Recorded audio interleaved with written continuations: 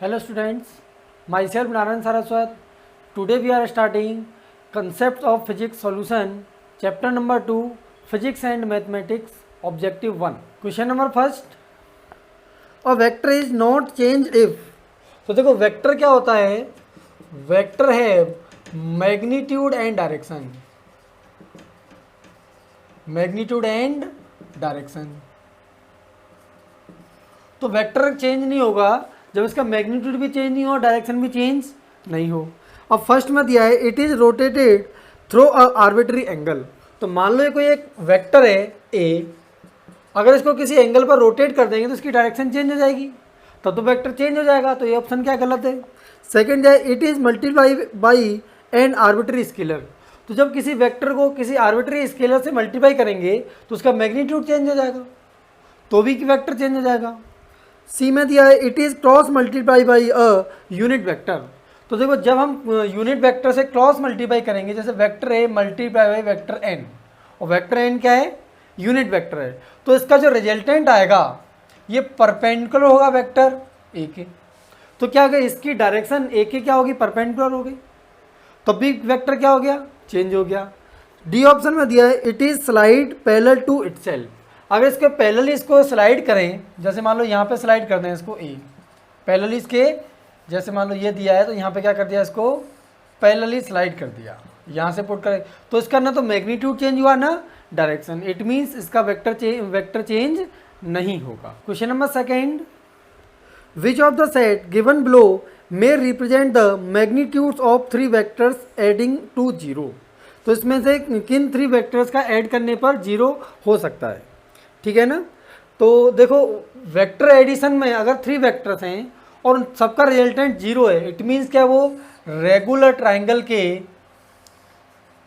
की side vector को अगर रिप्रेजेंट करें, ये दैट इज वेक्टर ए, ये वेक्टर कितना बी, ये वेक्टर कितना सी, और ये क्या सेम ऑर्डर में हो, तो वेक्टर का sum resultant of vector A plus vector B plus vector C equal to zero होगा।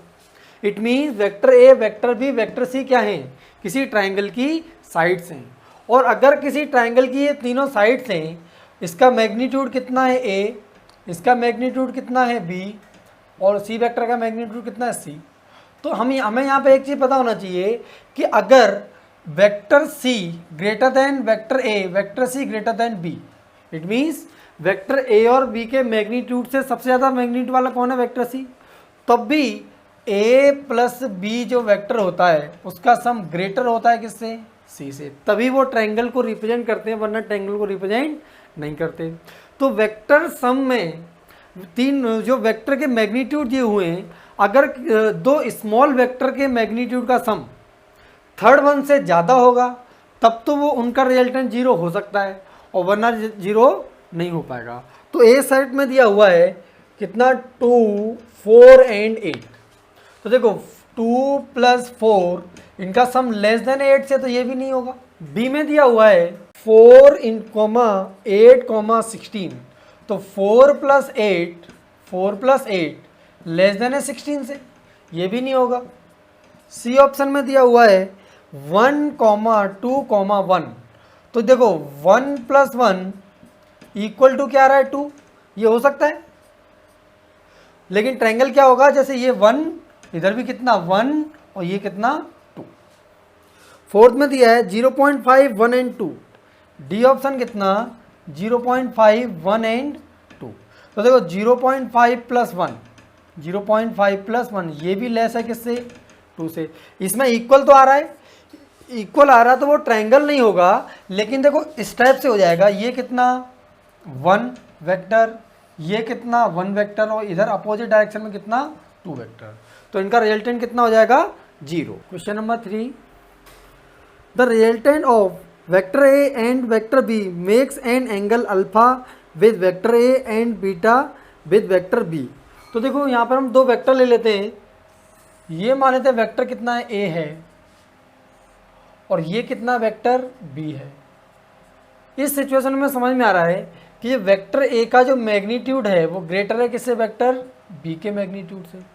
इनका जो रिजल्टेंट होगा वो पैरेललोग्राम फॉर्म करेंगे, पैरेललोग्राम फॉर्म करने के बाद ये रिजल्टेंट क्या डायगोनल होगा ये, that is vector R equal to vector A plus vector B.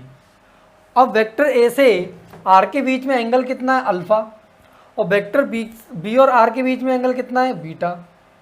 तो ऑब्वियसली बात समझ में आ रही है, अगर वेक्टर ए का मैग्नीट्यूड ग्रेटर है वेक्टर बी से तो अल्फा क्या होगा, less than beta, alpha less than beta. Second situation देखते हैं, ये मान लेते हैं क्या, वेक्टर बी ए, ये कितना वेक्टर ए है, और ये क्या है वेक्टर बी है। अब देखो इनका रिजल्टेंट देखेंगे तो इनका रिजल्टेंट, यहाँ एक पैरेललोग्राम बनाया, पैरेललोग्राम बनाने के पैरेललोग्राम फॉर्म करने के बाद ये जो डायगोनल होगा, ये जो डायगोनल होगा that is resultant of vector A and vector B. ठीक है, तो बी वाले से एंगल कितना बीटा और ए वाले से एंगल कितना अल्फा। इस सिचुएशन में दिख रहा है अल्फा ग्रेटर देन है बीटा, कब, जब वेक्टर बी का मैग्नीट्यूड ग्रेटर है वेक्टर ए के मैग्नीट्यूड से। ए ऑप्शन में दिया है अल्फा लेस देन बीटा, तो अल्फा लेस देन बीटा तो एक ही सिचुएशन में, हर सिचुएशन में तो नहीं है, तो फर्स्ट ऑप्शन भी सही नहीं है। Second alpha less than beta, alpha less than beta, आगे दिया ए लेस देन बी, तो गलत हो गया सेकेंड वाला, ए ग्रेटर है इसमें दो। सी में दिया है alpha less than beta, alpha less than beta and magnitude of A greater than magnitude of B, तो यहाँ से सी ऑप्शन क्या है, सही हो रहा है। इससे हमें समझ में आ रहा है कि ऑप्शन सी राइट है। और फोर्थ ऑप्शन में दिया हुआ है alpha less than beta, alpha less than beta के लिए ये दोनों इक्वल हैं, तो फोर्थ वाला भी रॉन्ग है। Question number 4, the component of a vector is, तो देखो एक ये मान लो एक्सिस ले ली, ये कितना एक्स एक्सिस, ये कितना वाई एक्सिस। अब दिया था कंपोनेंट ऑफ वेक्टर, तो वेक्टर यहाँ पे ए ले लेते हैं, दैट इज वेक्टर ए। तो इसके कंपोनेंट ये मान लो एंगल कितना है थीटा, तो ए एक्स हो जाएगा, एक्स ही डायरेक्शन में कंपोनेंट ए कॉस थीटा, और ए वाई हो जाएगा ए साइन थीटा। ये क्या है, वाई डायरेक्शन में कंपोनेंट है। तो यहाँ पे देखो क्या दिया हुआ है, the component of a vector is always less than its magnitude, always less than it's magnitude. तो देखो अगर इफ थीटा क्या है 0 डिग्री, तो ए एक्स की वैल्यू कितनी हो जाएगी, ए एक्स क्या ए हो जाएगा, तो ऑलवेज तो ग्रेट लेस देन नहीं है, क्योंकि कॉस थीटा की वैल्यू 1 भी हो सकती है और साइन थीटा की वैल्यू भी 1 हो सकती है।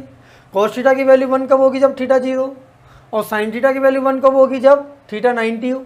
तो कंपोनेंट वेक्टर के मैग्नीट्यूड के इक्वल भी हो सकते हैं, तो हमेशा लेस देन नहीं होंगे, always greater than it's magnitude. तो देखो ये जो ए कॉस थीटा है, इसकी वैल्यू ए कॉस थीटा है, इसकी वैल्यू ए से या तो इक्वल हो सकती है, इससे लेस ही होगी, लेकिन ए से कभी भी ग्रेटर नहीं होगी। और इसमें दिया हुआ है component of vector is always greater than it's magnitude, तो कंपोनेंट कभी भी मैग्नीट्यूड से ग्रेटर हो ही नहीं सकता, तो बी ऑप्शन भी गलत। सी दिया है always equal to its magnitude, तो ऑलवेज इक्वल नहीं होता, कभी इक्वल हो जब थीटा या तो 0 हो, जब तो एक्स कंपोनेंट क्या होगा, इक्वल होगा, और थीटा 90 हो तो वाई कंपोनेंट इक्वल होगा, तो किसी कंडीशन में इक्वल होते हैं, तो ऑलवेज इक्वल नहीं होते। और फोर्थ दिया है नन ऑफ दीज, तो क्या आएगा answer, none of these. Question number 5, a vector A points vertically upward and vector B points towards north. तो देखो यहाँ पे डायरेक्शन बना लेते हैं, इस डायरेक्शन में क्या होता है ईस्ट, इधर क्या होता है वेस्ट, ऊपर कितना नॉर्थ, और नीचे क्या होता है साउथ। ए वेक्टर किधर है, अब वर्टिकली अपवर्ड, तो वेक्टर ए वर्टिकली अपवर्ड है, और बी वेक्टर क्या है टुवर्ड्स नॉर्थ, बी वेक्टर क्या है नॉर्थ की डायरेक्शन में। अब ये दोनों वेक्टर क्या हो गए, वेक्टर ए पैरेलल हो गया वेक्टर बी के, क्योंकि ए अपवर्ड और बी क्या है नॉर्मल, बी क्या है नॉर्थ डायरेक्शन में, तो दोनों वेक्टर पैरेलल हो गए, तो वेक्टर ए क्रॉस बी क्या आ जाएगा ए बी साइन, तो अगर पहले तो थीटा कितना 0 डिग्री, तो साइन 0, साइन 0 की वैल्यू कितनी होती है 0 वेक्टर, तो ए क्रॉस बी कितना हो जाएगा 0, तो ऑप्शन क्या है इसमें C. Question number 6, the radius of a circle is stated as 2.12 centimetre. तो देखो रेडियस दिया है r इक्वल टू 2.12 सेंटीमीटर, आगे दिया हुआ है its area should be written as, तो इसका एरिया क्या होगा पाई आर स्क्वायर। पाई की वैल्यू कितनी 22/7, आर कितना 2.12 इंटू 2.12। जब इसका एरिया निकालेंगे तो ये सेंटीमीटर सेंटीमीटर एरिया के सेंटीमीटर स्क्वायर में आएगा और ये एरिया निकल के आएगा 14.119574 सेंटीमीटर स्क्वायर।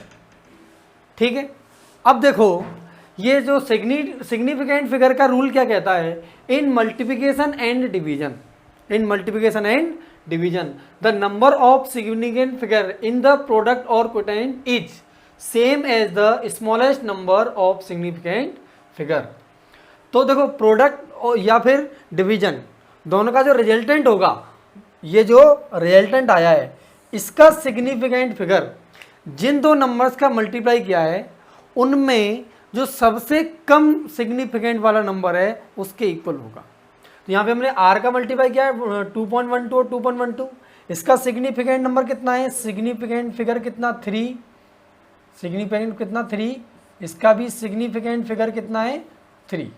तो यहाँ पे भी सिग्निफिकेंट फिगर कितना हो सकता है 3, तो ये हो जाएगा 14.1 सेंटीमीटर स्क्वायर। तो ये क्या हो जाएगा हमारा आंसर।